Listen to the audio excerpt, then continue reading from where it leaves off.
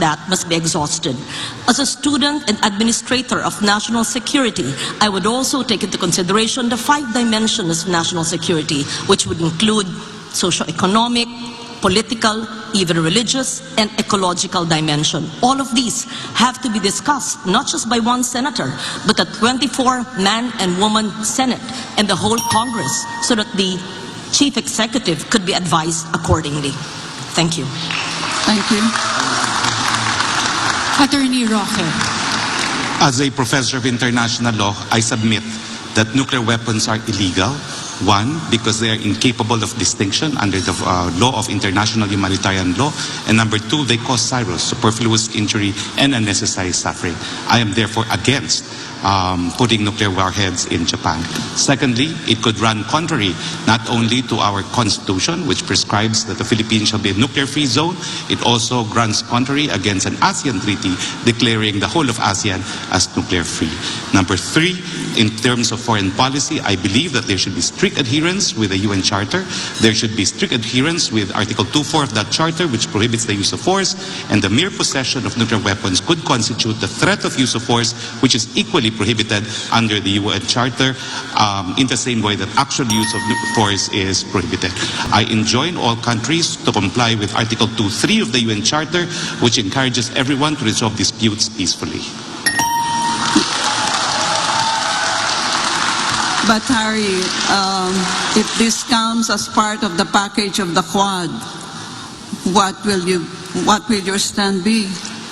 As of now, we're not part of Quad, and I'm glad we're not. Because if we become part of Quad, we would inevitably be involved in an arms race and might be involved in a conflict that will not have anything to do with our national interests. Our national interest is to achieve prosperity, to be friends with our neighbors in particular. We have no fight with any country, and we have no wish to be dragged into any armed conflict. But since your mutual defense treaty has not been abrogated and is still in force, we continue to be a defense ally of the U.S. So we are, but for all intents and purposes, that's a dead treaty. Because when China took away 2 of our islands, the United States did not come to our assistance. That's a dead treaty. Thank you. Mr. Marcoleta. The warheads, Madam, are a source of fear and concern for all humanity. That is why, as an elected senator, I will air my concern and probably advise the administration that we should be advised and by the state policy that our country has to pursue an independent foreign policy, and it also talks about our relationship with other states. That the primordial consideration are national sovereignty, territorial integrity, our national interest, and the right to self-determination. And guided by that, Madam, I'd like to advise the administration that we have a UN Charter to uphold, that these warheads are really prohibited under the law, under the Charter, and therefore we should abide by the Charter, and we should take the diplomatic course in every issue that confronts the world and in our country. Thank you. Thank you. Okay, no follow-up question from Professor Carlos. Thank you, Attorney Marcoleta. Attorney Gadon.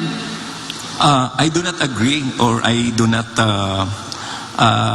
agree to the idea that the U.S. should deploy warheads in Japan, because it will only escalate the tension between China and the U.S.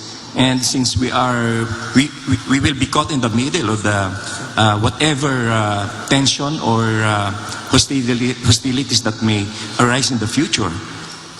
So I am not in favor of it. And if we should learn our lesson from the Ukraine, the U.S. has been posturing for the defense of Ukraine, and they did not. Russia invaded it. And when you talk about the 1952 treaty, the defense treaty, as Secretary Roque pointed out, hindi na yun applicable.